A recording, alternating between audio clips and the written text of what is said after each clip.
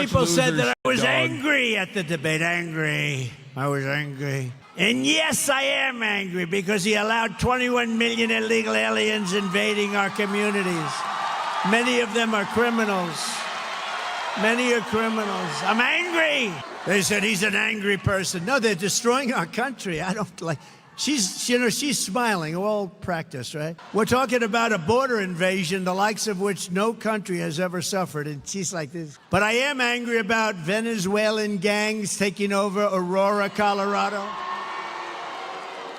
And illegal Haitians, and he came in, illegal Haitian migrants taking over a beautiful place. It was so beautiful. We're literally watching a Hitler rally, straight up, colorized, 2024, in broad daylight. And it's kind of wild that the Democrats have not made a peep about this shit. The Democrats' counter messaging on this front is no longer a matter of like winning the election, even though it does have positive electoral consequences. It's more so a matter of like saving America. The more they capitulate to the right-wing framing, the more unhinged the right will get. I mean, this is the basis of the ratchet effect. And we're watching it unfold in real time in front of our fucking eyes. And no one is saying this shit. In 2016 and 2020, where I got millions more votes, by the way, I hate to say that. They say, oh, that's a conspiracy theorist. No, it's called, I got more votes than any sitting president in the history of our country.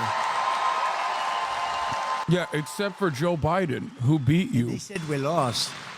I was told if I got 63 million votes, which is what I got in 2016, you can't lose. Just get 63. I got close to 12 million more votes than that, and we lost, but we didn't lose. And we're never going to let that happen again in this country. We're never going to let that happen. We can't let that happen again. But when they had exit polls, 2016, and they said, oh, he's getting killed in the exit polls, and I remember NBC and that stupid ABC that did this horrible debate. Those two people should be fired as an anchor. A couple of more years, they'll be fired. And she was nasty.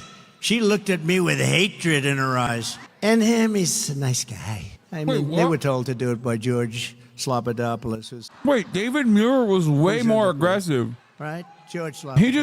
He just hates the woman because she's a woman of color. That's it, so bro. People are walking out. David Muir was fucking bouldering him. Sir. Who'd you vote for? And they'd say, Crooked Hillary or Trump, right? But so many of them, like almost 50%, said, none of your business who we voted for. They have a tougher word, 2 words, not like Biden, 1 word, and then he gives 2. 2 words. They begin with the letters F-U. That's what they say to the people.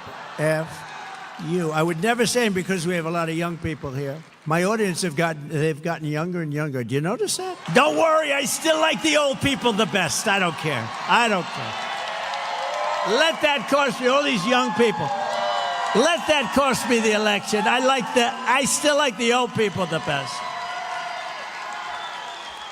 Got to stay with the people that got you there, right? I love what we're doing for the old people, you'll hear. But so that was the 2 words, but I don't want to use those words. So they said, none of your business, which is not really what they said.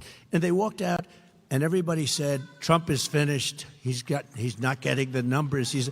Because in the past, nobody said that. They'd say, I'm voting for this one or that one. There were no people that wouldn't say, they'd just say who they voted for.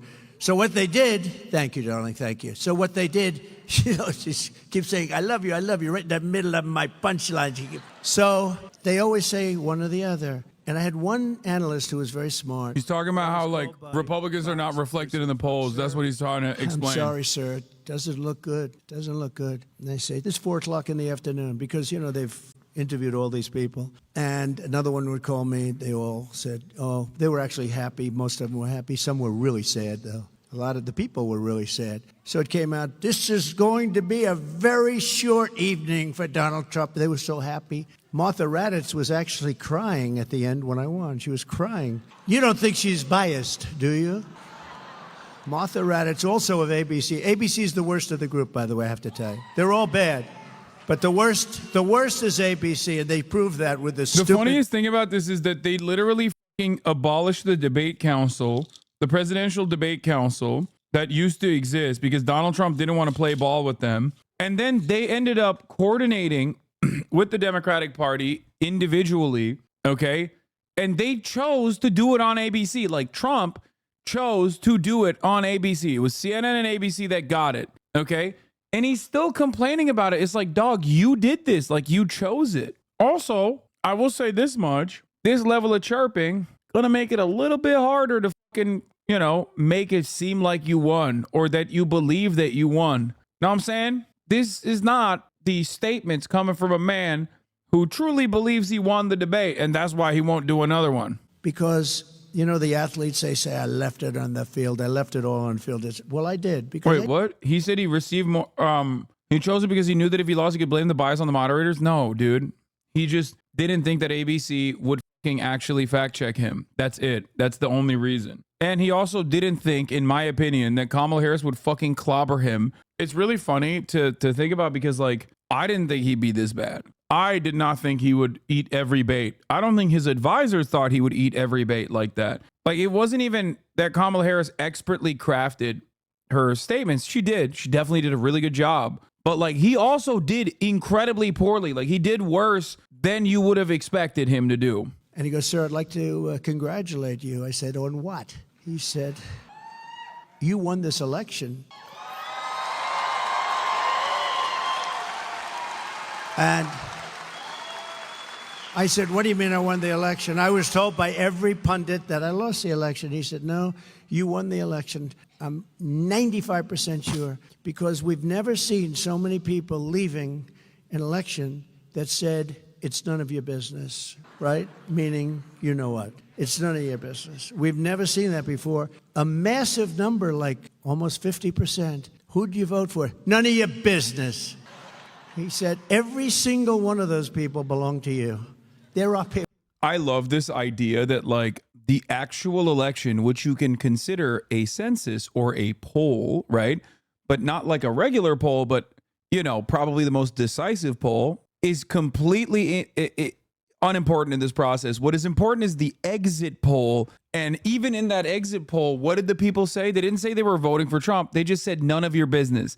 Like, the stretch at this point that like 50% were embarrassed to admit that they voted for you after they voted for you is not the exact fucking ownage that you think this is, big dog. I feel like, you know, desperately trying to hang on to anything you can. Oh, he's talking about 2016. Oh my God, that's even more pathetic. Oh my God, that's even more pathetic. Oh my Lord, he's talking about 2016. Oh my God, he's talking about the last time he won an election, which was 8 fucking years ago. Oh no, dude. Oh no. Oh, I thought he was talking about 2020 still, which I thought was still pretty fucking pathetic. Like, talking about 2020 and how you lost is pathetic. But you know what's even worse than that? Talking about 2016. That is 8 whole years ago. People who are now eligible to vote at this election were 10 years old in 2016. 10, okay? They were saying goo goo gaga and now they're going to fucking vote. You're insane for bringing that shit up.